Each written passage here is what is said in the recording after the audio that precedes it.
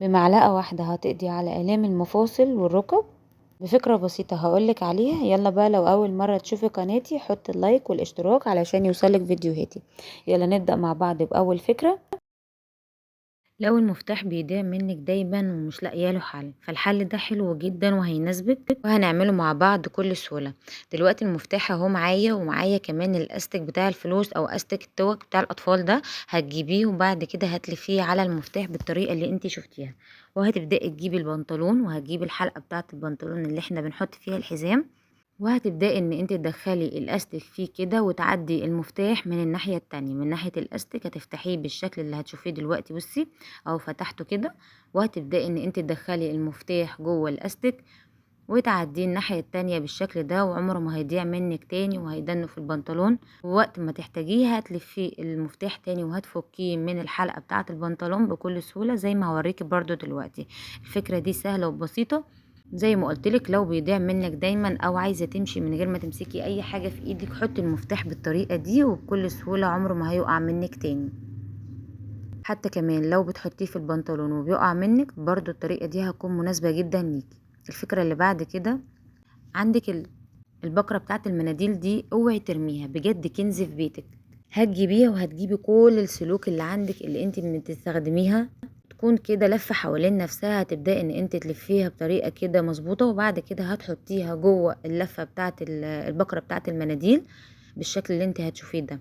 حطي بقى كذا سلك معاكي، وكل السلوك اللي بتبوظ عندك ومتلعبكة في بعض، الطريقة دي هتخليها منظمة بالشكل اللي انت هتشوفيه ده. زي ما قلتلك، حطي كذا واحدة في بعض ومهما تحركيها عمرها ما هتفكي منه.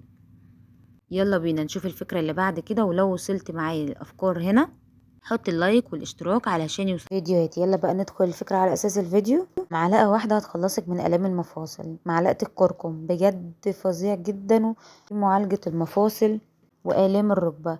هتجيبي معلقة من الكركم، هتحطي عليها ربع معلقة من الملح، تمام. وبعد كده هتحطي معلقة من السكر الخشن، ما ينفعش الناعم.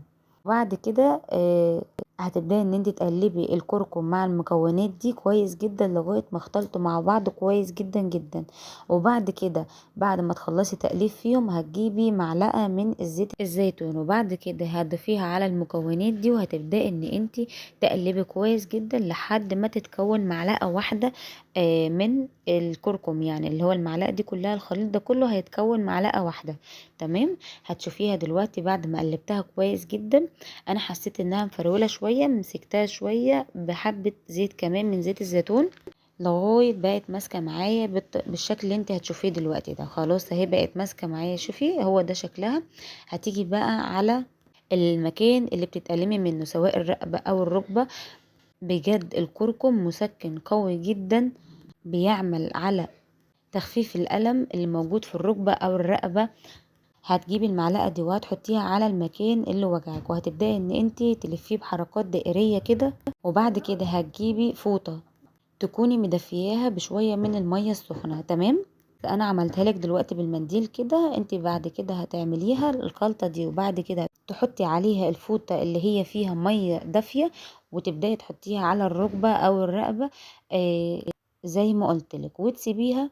بجد هتلاقيها ان هي سكنت لك الالم، بجد فظيعه جدا، وبتشيل اي الم سواء في الركبه او خشونه موجودين في الركبه او الرقبه. حاجه بالرصاص دلوقتي، انا شخبطها اهو قدامك بالقلم الرصاص على الكراسه. هتجيبي اي استك اللي هو بتاع الفلوس او استك اللي هو التوكه بتاعه الشعر، هتبداي تمشي على الرصاص وتتمسح معاكي بكل سهوله زي ما انت شايفه كده. بصي الرصاص بيتمسح معايا بالاستك بتاع الفلوس او التوك الاستك بتاعه الشعر اللي هي شبه استك الفلوس برضو، تمام. اهي قدامك اهي، لفتها على صبعي وبدات ان انا امسح الرصاص اللي انا مش عايزاه. وبكده عملتي استيك. ابري القلم الرصاص كده شويه من الخشب اللي فيه ده، وهاتيه وتعالي هقولك هنعمل بيه حاجه حلوه جدا هتعطر الدولاب بتاعك. حاجه جميله جدا وسهله وبسيطه. هتجيبي البرايه والقلم الرصاص كده، بس انت لو نزل معاكي اي حاجه من القلم اللي هي الحاجات الرصاص دي، ارميها في الزباله، احنا مش محتاجينها. انا محتاجه بس البري بتاع القلم اللي هو الخشب اللي بينزل منه، تمام. بعد كده خلاص انا بريت شويه اهو. هجيب بقى الخشب ده وهحط عليه حاجة يعني في البيت موجودة، اللي هو المعطر. اي معطر عندك استخدميه. تستخدميه في الحالة دي بجد هيعطر لك الدولاب. الخشب بيقعد فترة طويلة جدا، يعني محتفظ بالمعطر اللي انت حطيتيه عليه بالشكل ده. انت لما هتيجي تحطيه في الدولاب دلوقتي زي ما هوريكي، هيحتفظ بالريحة بتاعته، وهيدن شوية موجود في الدولاب، وهيعطر لك اي حاجة انت حطاها بقى، الهدوم، فوط، اي هدوم انت حطاها يعني عليه، مش هيعمل يعني. بجد ريحته روعة، وريحته بتدوم كمان لفترة طويلة. فكرة سهلة وبسيطة من غير اي تعقيد، يا دوبك حاجة بسيطة من المعطر، سواء معلقة، اي حاجة بسيطة جدا. اي معطر عندك انت بتستخدميه حطيه على البري بتاع القلم الرصاص. بجد فكرة تجنن، هيحتفظ بالريحة بتاعته موجودة شوية فترة طويلة. الفكرة اللي بعد كده اللي هي بتاعة الفيديو، لو عندك الغطيان هاتيهم وتعالي، لمي غطيان البيت كله وهاتيهم وتعالي، هنعمل فكرة حلوة قوي ومش مكلفة خالص. الفكرة دي هجيب اي غطا كده عندك، انا جبت غطا اهو من الغطيان، ممكن تطبقي الفكرة دي على كذا غطا طبعا، بس انا عاملها لك في غطا واحد. هجيب السكينة، هتكوني طبعا محميها على النار شوية، يعني انا حطيتها على النار علشان تسخن، علشان اقدر اقص بيها الغطا بالراحة جدا بالشكل اللي انت شايفاه ده، وعلى مهلك علشان مش تتعوري ولا اي حاجة. خلي بالك طبعا. انا عملت اول ناحية اهي بالشكل ده، بعد كده هعمل الناحية اللي قصادها برضو بنفس الطريقة. السكينة حامية، اللي هي يعني بتكون سخنة على النار، سخنة جدا، وبعد كده هتحطيها على الغطا، هتسيح الغطا بكل سهولة وهتقطعه معاكي كمان، او زي ما انت شايفة كده. بعد كده هتفتحي بقى الغطايين قدام بعض، وهبتدي ان انا اقصه بالمقص، او برضو ممكن بالسكينة، عادي جدا ان انت تعمليه بالسكينة وهي حامية. تمام. خلاص جبت المقص اهو، قص اول حته، انا لقيتها صعبه شويه من المقص، برضو اول ناحيه دي قصيتها بصعوبه شويه، رحت عامله الناحيه التانية بالسكينه على طول، ما استنيتش. خلاص.